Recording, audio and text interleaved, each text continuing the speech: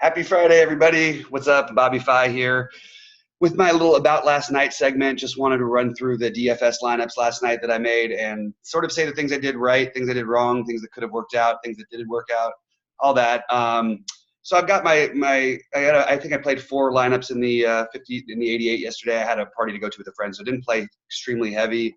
More was catching up with good friend times, and I'm actually headed down for an event this weekend with some family. So not going to be around and playing quite as much. But I did want to touch on a few things.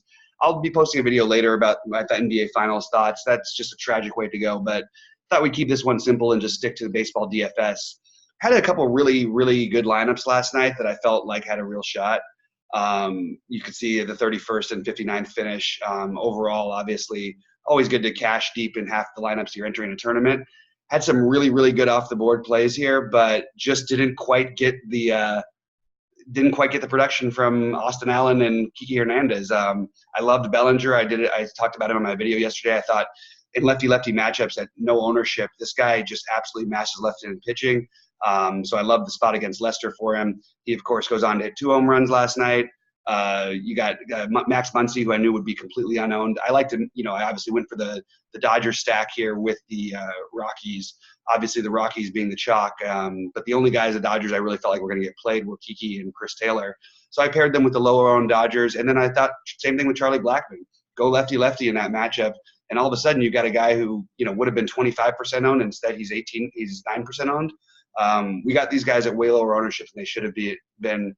It was a really good spot for them. The slate wasn't big enough to where they shouldn't have been owned higher than they were. Of course, Trout made sense as a spend up also, so I'm not going to argue with playing him over these guys. But this was the way that I wanted to go to get the extreme low ownership on a slate that I wasn't that crazy about, but I thought the Dodgers lefties were the ways to try to win it. And obviously, I gave myself a shot here. Austin Allen has a day, and Kiki Hernandez, gets a hit in any of those at bats that he had with those runners on. It's a different story. Same thing with his other one. This is a little different over here, but I went with the really low owned part of the Blue Jays, which was the only guy I could really find was Kevin Biggio.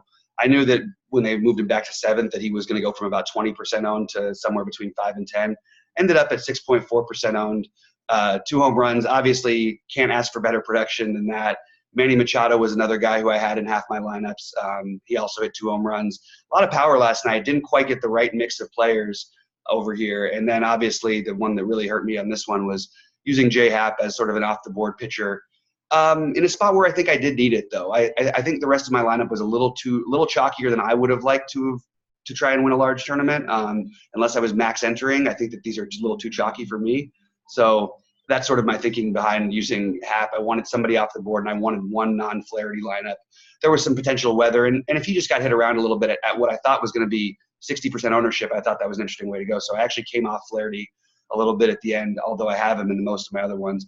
I played the Ivan Nova, hoping for 15. He got 10. Literally not the worst thing in the world. Could have worked out. Just didn't have him with the right stacks. And then just an absolutely miserable try at the Yankee stack, which was really the only Yankee stack I had in all of DFS. Anyway, it was a good night. It was a profitable night. I think between both sites on all games, I think I probably came close to doubling my money, but it wasn't a night that I feel like a lot of things could have gone better and gone my way. And anyway, that brings me real quickly up to today. I just want to show I'm only playing a few lineups as I mentioned, but I just want to show real quickly just a couple of the my initial thoughts. I'm going to change this throughout the day. I'm recording this in the morning, but I like parts of the Cleveland stack. I like parts of the Boston stack. And then I want to fill it out with the Coors game. I like the Padres side of it especially, but I want to play both sides of it. So that's sort of what I'm doing tonight in DFS.